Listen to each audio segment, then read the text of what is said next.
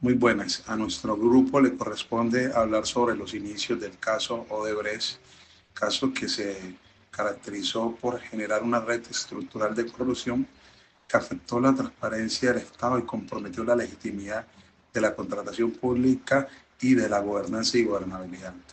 El caso inicia desde el año 2009, donde la presencia de Odebrecht en Colombia fue fuerte, sobre todo en proyectos de infraestructura vial, donde la empresa identificó oportunidades políticas y contractuales para ganar licitaciones. En ese año se sentaron las bases para todo el entramado posterior de corrupción en el sector público. Odebrecht inició a contactar políticos colombianos con el objetivo de tener ventaja en las licitaciones y se asoció con el Grupo Aval a través de su filial Corfi Colombiana para participar en la contratación de la Ruta del Sol 2, donde se configuró las primeras alianzas de lo público-privado. El entramado de corrupción comenzó con pagos a coimas y funcionarios y congresistas para adjudicar los contratos. En ese año posteriormente se firmaron contratos de la Ruta del Sol 2, uno de los proyectos viales más grandes del mundo. La corrupción se institucionalizó dentro del proceso contractual. El consorcio de Ruta del Sol 2, conformado por Odebrecht y Colombiana, buscaba ampliar sus contratos. Surgió la edición Ocaña Gamarra, promovida por redes políticas que estaban cimentadas dentro del Congreso y se afianzó mediante el intercambio de favores a través de procesos que lideraban políticos dentro del Congreso, como el caso de Ñoño Lías y Otto Bula, condenados, los cuales aprobaron y facilitaron la aprobación del otro sí. Se evidenció una red sistemática de corrupción en la que participaron empresarios, congresistas y funcionarios, y el caso inició a llamar la atención a los organismos de control y demás opinión pública. De la participación empresarial a la fragilidad de la confianza estatal, periodo 2015-2016. El consorcio Ruta del Sol oculta y desvía las investigaciones derivadas de las auditorías internas. El controller, Jorge Enrique Pizano, emite alertas sobre el contrato de la vía Ocaña Gamarra, donde encontró la existencia de una empresa fachada y pagos sin soportes. En 2016 estalla el caso de corrupción internacional de Odebrecht con las confesiones de sus directivos en los Estados Unidos. Corrupción sistemática y el poder administrativo, año 2017. El Departamento de Justicia de los Estados Unidos presenta las confesiones de los directivos de Odebrecht sobre el caso de corrupción en Colombia. La Fiscalía General de la República de Colombia inicia sus investigaciones. Crisis de transparencia y el sistema de corrupción. Periodo 2018-2019. En noviembre de 2018 muere el auditor o controller Jorge Enrique Pizano antes de ser llamado a declarar por la Fiscalía. Muerte que por lo demás estuvo involucrada en una serie de acontecimientos que han dejado duda en la opinión pública. Para el año 2019, en el marco de las investigaciones que realiza la Fiscalía General de la República, se obtiene la condena del presidente de Corfi Colombiana, José Elías Melo. Una condena parcial que deja por fuera a otros líderes empresariales colombianos del Grupo Aval o a personas asociadas a este grupo empresarial, como es el caso del exfiscal Néstor Humberto Martínez, que fingía como asesor jurídico del Grupo Aval. Para el año 2019, la Agencia Nacional de Infraestructura liquida los contratos asociados al proyecto Ruta del Sol 2.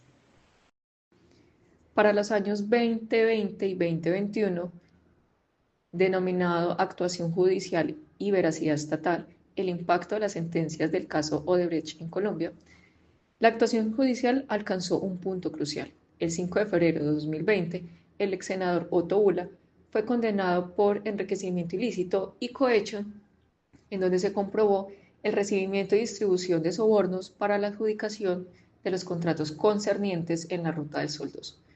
Durante este mismo año, el 10 de junio, también fue condenado Federico Gaviria por los mismos cargos y por tráfico de influencias. Este último se da por ser intermediario entre Odebrecht y funcionarios estatales. El 7 de abril de 2021, Gaviria fue nuevamente condenado a 6 años y 7 meses en prisión, además de una multa de 11.500 salarios mínimos legales mensuales vigentes. Esta vez se le adjudicaron delitos por lavado de activos, enriquecimiento ilícito y concierto para delinquir. Junto a él se tiene a Eduardo Zambrano, quien fue hallado culpable de enriquecimiento ilícito de particulares y su participación en el direccionamiento de contratos públicos, pagando también la suma de 598 salarios mínimos legales mensuales vigentes. Ambas decisiones de índole judicial mostraron la existencia de un sistema de colusión entre actores públicos y privados. Se fundamentaron en favores e influencias, algo que evidentemente debilitó la transparencia estatal. Para los años 2022 y 2023, denominado entre la condescendencia del aparato judicial y la responsabilidad pecuniaria, dinámicas nacientes en el caso de Odebrecht en Colombia, asimismo como el fallo de Estados Unidos hacia el Grupo Aval y su dependencia con Corfi Colombiana. En el año 2022, el caso de Odebrecht entró en una etapa de beneficios judiciales. Los tabloides de los periódicos como El Tiempo y El País reportaban que Otto Bula, quien habría sido condenado a 5 años y 5 meses de prisión, obtuvo libertad condicional tras colaborar con la justicia, aludiendo a ser un testigo clave en las demás líneas de investigación, lo que genera un debate público entre los avances investigativos y la percepción de impunidad. Al notificarse la misma decisión para Eduardo Zambrano y Federico Gaviria, este último quien buscaba la exoneración del pago de la multa, declarándose impedido para ello. En el año 2023, la atención se desplazó al ámbito financiero con la condena de Gustavo Adolfo Torres Forero, presidente de Profesionales de Bolsa S.A. Como reporta el portal Halcones y Palomas, Torres recibió 5 años de prisión por lavado de activos y una multa de 325 salarios mínimos legales mensuales vigentes, por facilitar una supuesta celebración de un contrato para la prestación de servicios de asesoría financiera y banca de inversión con la concesionaria Ruta del Sol 2, de la que hacía parte la constructora Odebrecht, para la fecha del 27 de marzo de 2014. A pesar de que no fue celebrado este contrato, Torres recibió 5 desembolsos distintos por más de 9.716 millones de pesos, movimientos vinculados a Odebrecht.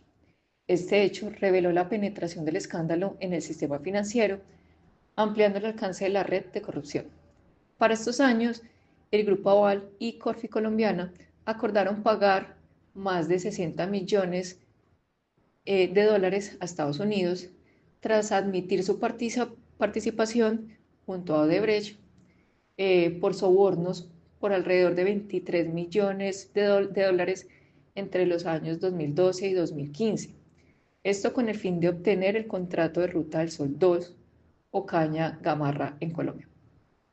El Departamento de Justicia de ese país impuso una pena diferida de 3 años, destacando el caso como parte de su lucha contra la corrupción transnacional. Dándole cumplimiento a la línea de tiempo entonces pausada, podemos decir que para el año 2024 se marcó un punto de inflexión en la lectura política y judicial del caso de Odebrecht, pues las investigaciones no solamente se concentraron en la corrupción empresarial, sino en sus implicaciones dentro del sistema político y electoral, evidenciando la conexión entre la financiación ilícita de campañas y la contratación pública. Allí, pues también hubo una reactivación de litigios por contratos anulados con la Ruta del Sol 2 y Navelena. El Estado, a través de la Agencia Nacional de la Defensa Jurídica, pues elevó sus pretensiones a más de 2.7 billones de pesos, buscando una reparación integral por los daños económicos derivados del caso de Odebrecht. Y asimismo, paralelamente, Cor Magdalena enfrentó nuevas acciones judiciales de Navelena SAS, lo que mantuvo abierto el frente contencioso administrativo del caso. lo cual entonces podríamos decir que en el año 2024 se representó o se presentó una etapa de transición en el caso, pues la corrupción dejó de percibirse como un acto aislado y comenzó a verse como una sintonía estructural del sistema político administrativo colombiano, donde las licitaciones fueron un instrumento de poder y no solo de enriquecimiento.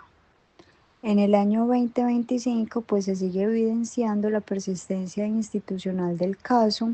El entramado de la corrupción no solamente se extinguió con las condenas iniciales, sino que sigue reproduciéndose en nuevas formas de contratación. En lo jurídico, Colombia avanza hacia la responsabilidad administrativa del Estado y sus agencias, pero aún enfrenta pues un déficit en recuperación efectiva de activos y sanciones ejemplares a los actores políticos. En conclusión, entonces se demuestra que el caso de Brecht pasó de simples actos desviados a una estructura sistemática de corrupción, donde las fronteras entre lo público y lo privado diluyeron, la coordinación entre empresarios, funcionarios y actores públicos configuró una gran corrupción con implicaciones transnacionales, generando un patrón comportamental que transformó la corrupción en parte del funcionamiento mismo del sistema de la contratación estatal. También podemos entonces concluir que la captura del Estado se manifestó mediante la manipulación de las decisiones públicas, puesto que las empresas lograron influir en la formulación de políticas, en la adjudicación de contratos y en la financiación de campañas políticas, demostrando un control funcional y político sobre las instituciones públicas.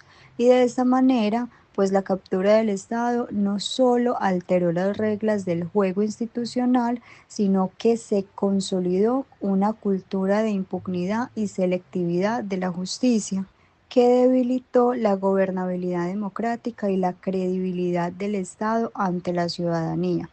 Asimismo, pues podemos decir que el caso de Brecht refleja la urgencia de fortalecer la integridad institucional y la rendición de cuentas, toda vez que la magnitud del escándalo pone en evidencia la necesidad de reformar los sistemas de control interno y externo, asimismo también promover la transparencia en la contratación pública y fortalecer la participación ciudadana, teniendo en cuenta que mediante una gobernanza donde prima la ética y la transparencia, es posible recuperar la legitimidad estatal y prevenir nuevas formas de corrupción significativamente en nuestra institucionalidad.